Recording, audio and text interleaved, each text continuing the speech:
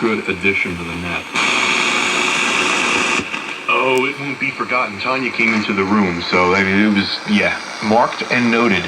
She writes down everything, by the way.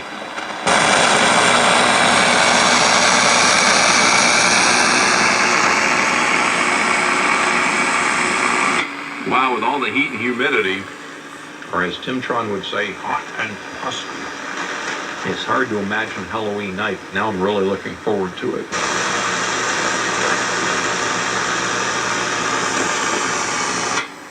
And then you've got the trick-or-treaters. You know what?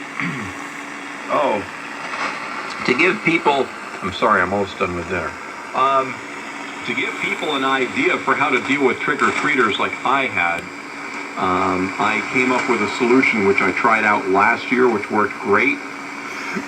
I got my hands on an old 1970s candy vending machine that was being discarded, and I just put that at the end of the driveway.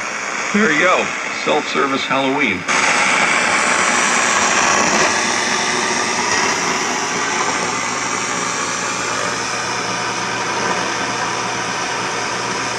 All right, yeah, the trick-or-treaters did smash.